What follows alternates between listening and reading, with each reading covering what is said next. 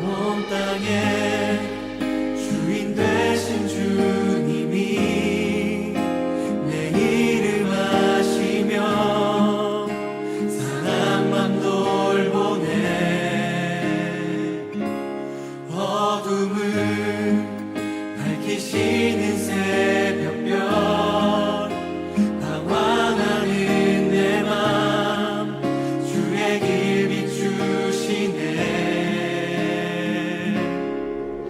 나로 인함이 아닌 주가 행하신 일로, 나의 행함이 아닌 오직 주로 인하여 나는 오늘 피었다 지는 이름 없는 꽃과 같네. 바다에 있는 파도 안개와 같지만 주는 나를 붙드시고 부르짖음 들으시며 날 귀하다 하시네.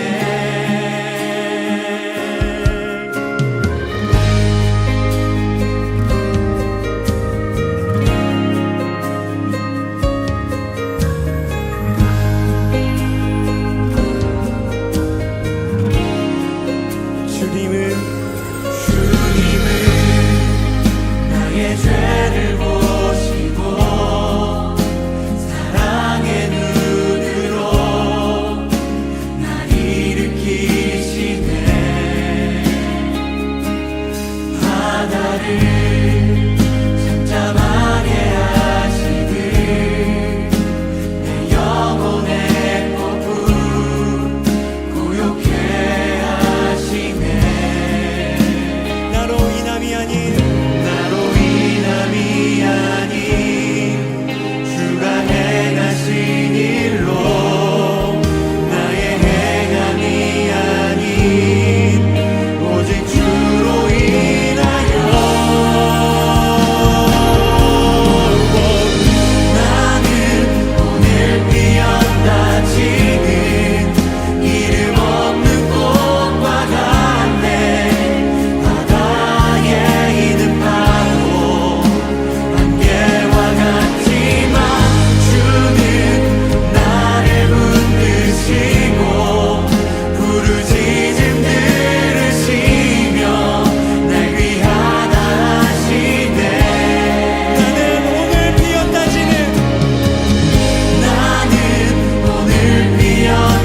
지는 이름 없는 꽃과 같네. 바다에 있는 파도 안개와 같지만 주는 나를 붙드시고 부르짖음 들으시며 날 귀하다 하시네.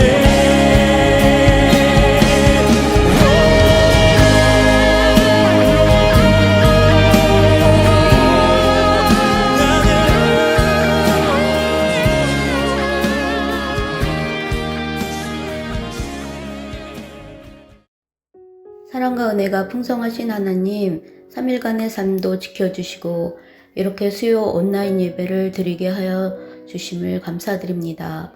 코로나로 인한 두려움과 어려움이 우리를 힘들게 하지만 전적으로 하나님께 기도하며 의지할 때 우리를 향하신 하나님의 뜻을 헤아릴 수 있는 지혜를 허락하여 주세요.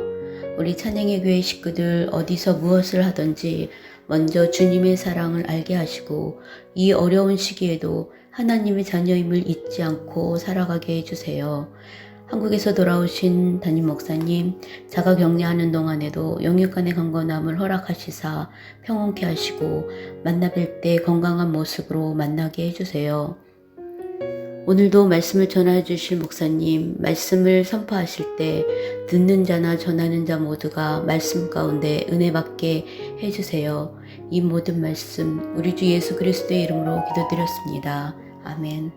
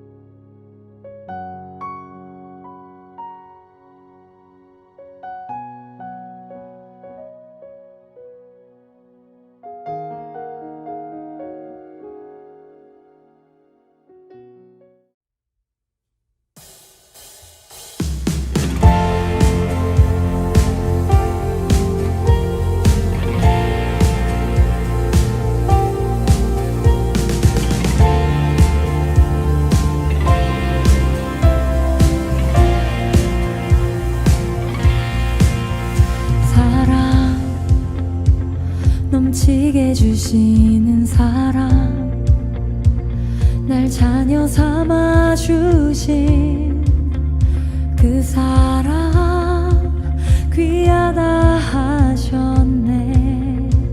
그 사랑 세상이 본 적 없네. 주가 우리 죄 위하여 십자가 달리사 죽기까지 사랑하셨네. 주님 그 사랑 감사해. 날 위해 십자가 달리신 주의 그 사랑 감사해. 날 자녀 삼으심 주님 택하심 감사해. 날 자녀 삼으신 주님 오 예수님 찬양하리 영원토록. 사랑 내 죄보다 크신 사랑, 온유하고 겸손해 끝까지 나를 오래 참고 기다리시네. 그 사랑 수렁에서 건지시고 반석 위에 세우시며 늘 함께 하시니 주님 그 사랑 항상 난 믿네. 주님 그 사랑 감사해. 날 위해 십자가 달리신 주의 그 사랑 감사해. 날 자녀 삼으신 주님 택하신 감사해. 날 자녀 삼으신 주님 오 예수님 찬양하리 영원토록. 넓고 크고 높고 깊은 날 향한 끝없는 사랑, 넓고 크고 높고 깊은 날 향한 끝없는 사랑, 넓고 깊은 날 향한 끝없는 사랑, 넓고 높고 날 향한 끝없는 사랑. 주님 그 사랑 감사해. 날 위해 십자가 달리신 주의 그 사랑 감사해. 날 자녀 삼으신 주님 택하심 감사해. 날 자녀 삼으신 주님 오 예수님 찬양하리 영원토록. 주님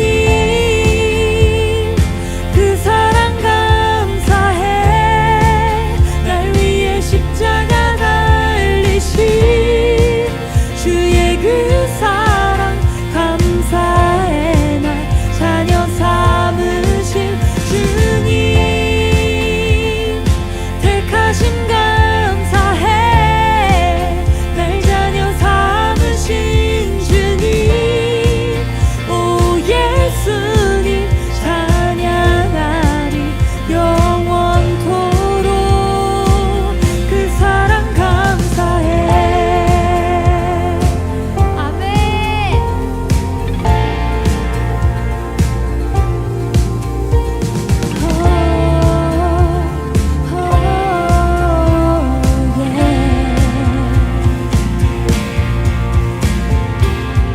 할렐루야.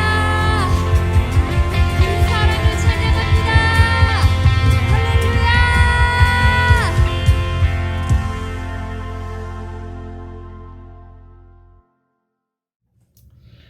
안녕하세요. 이상일 목사입니다. 오늘날 신앙생활을 하는 우리에게 필요한 것이 무엇입니까? 우리를 참으로 인간답게 또한 성도답게 살게 하는 것이 바로 믿음입니다.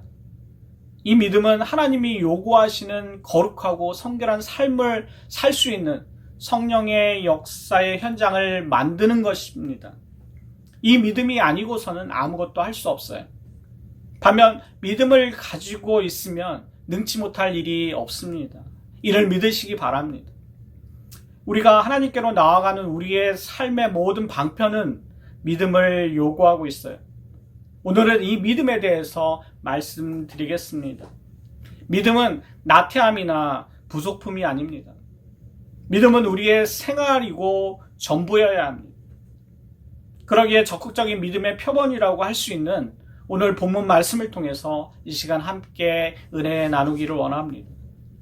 오늘 말씀의 본문인 마가복음 2장 1절에서 12절까지의 줄거리는 이렇습니다. 우리 주님은 복음을 전하기 시작한 초기에 가버나움에서 있었던 일이에요.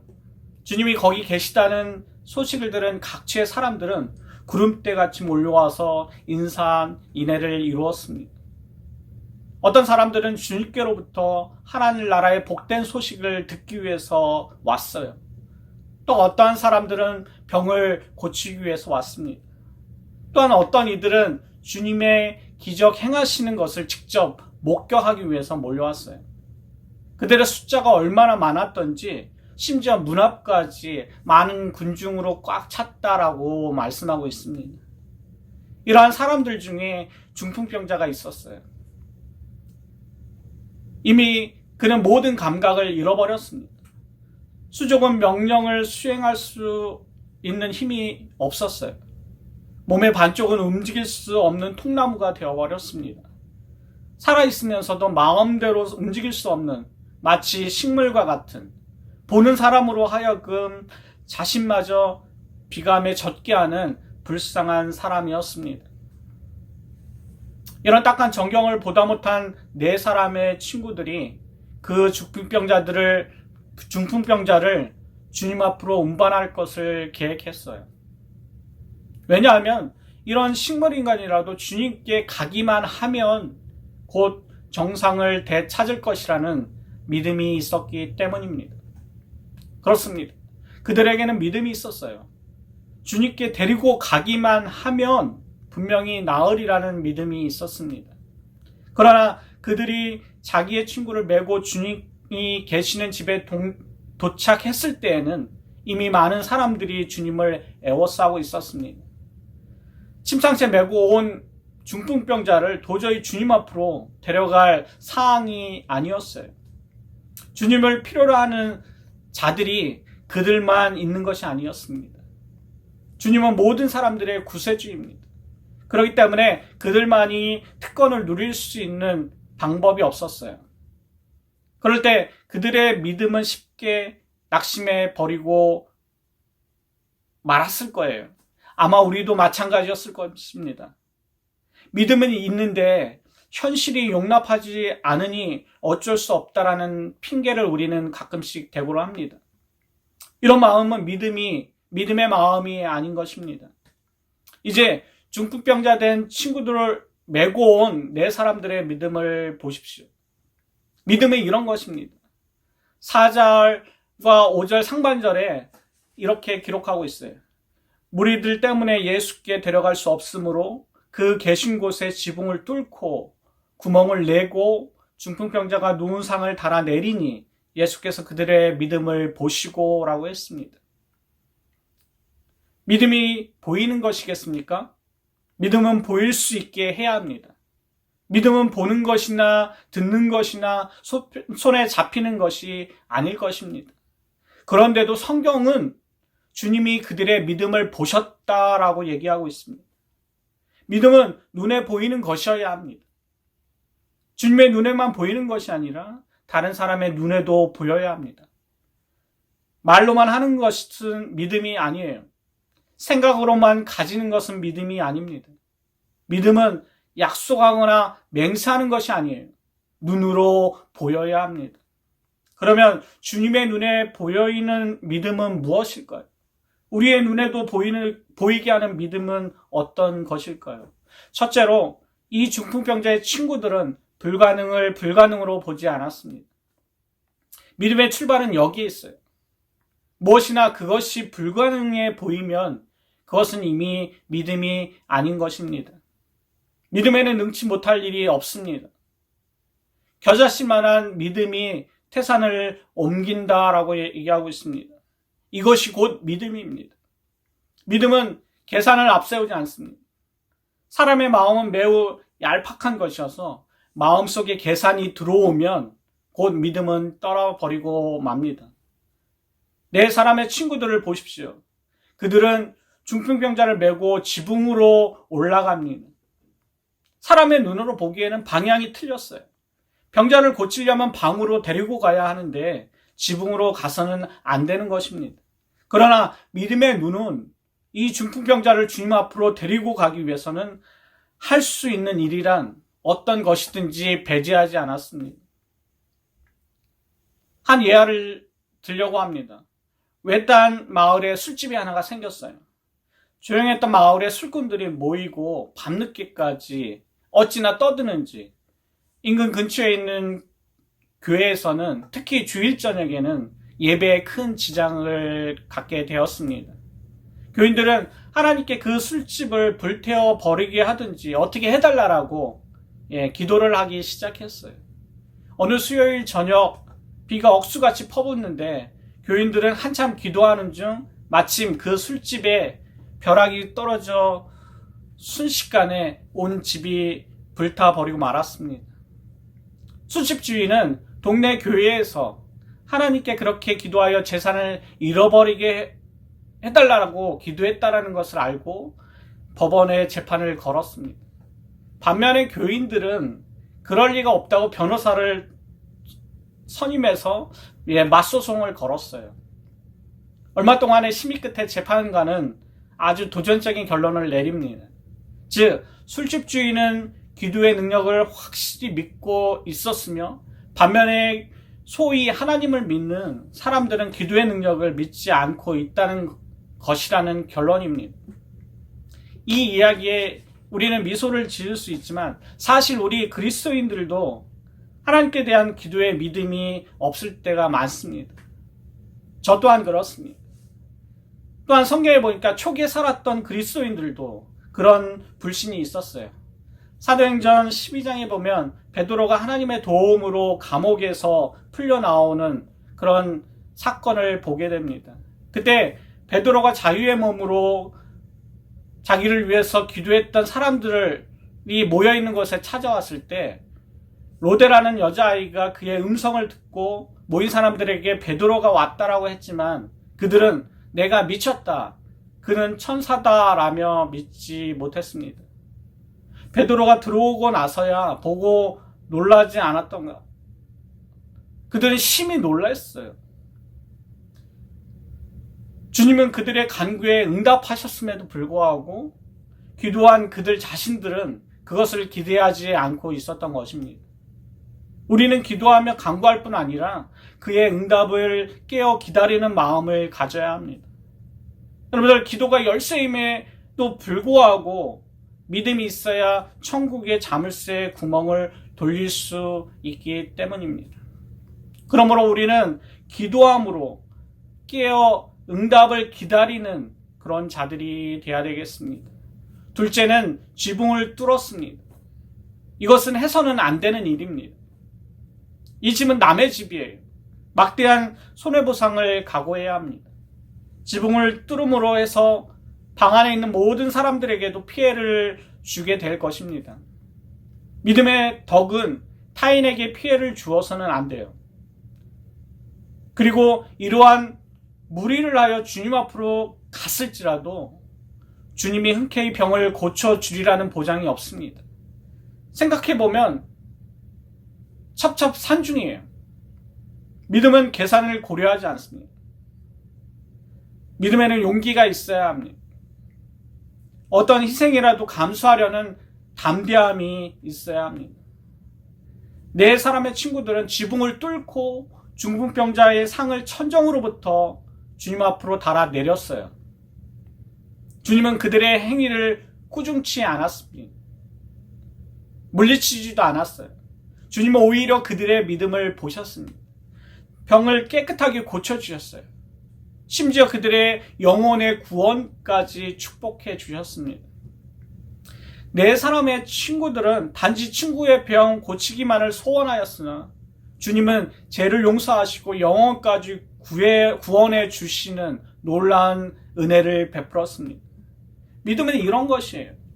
바로 이러한 일을 신뢰하고 그 약속의 말씀에 순종하는 것이 곧 믿음의 일입니다.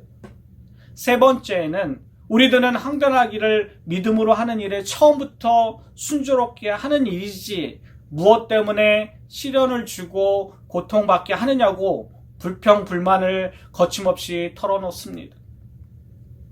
그러나 이것은 잘못 알고 있는 것입니다.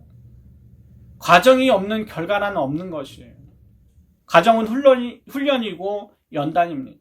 특히 믿음의 일에 있어서는 이것이 더욱 요구됩니다. 어떤 사람이 부산에서 하루를 차에 실어 서울로 수송하고 있었습니다.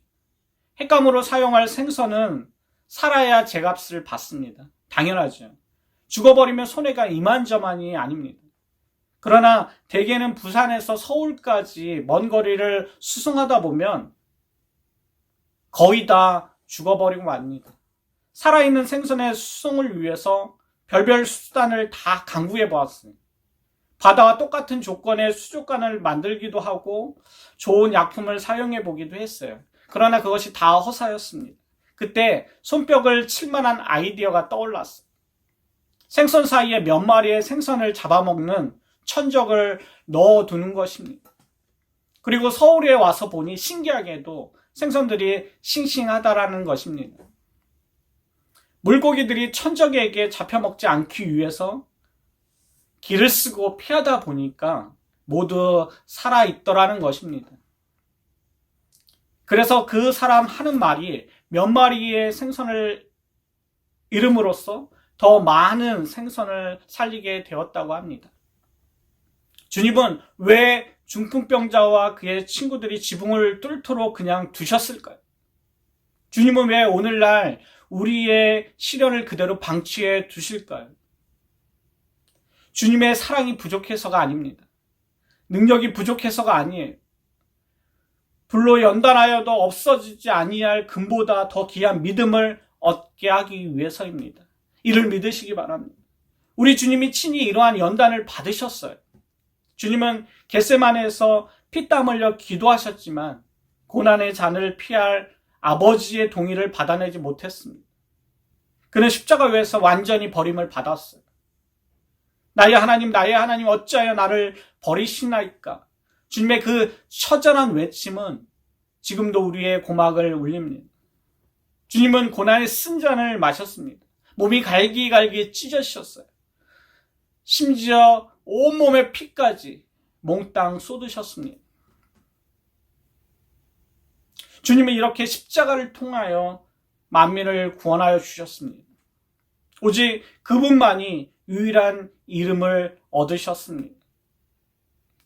주님은 지금도 우리가 주님을 향한 올바른 믿음의 방향을 가지시기를 원하십니다. 주님은 우리가 가감하게 주님만을 향해서 전진하시기를 소원합니다.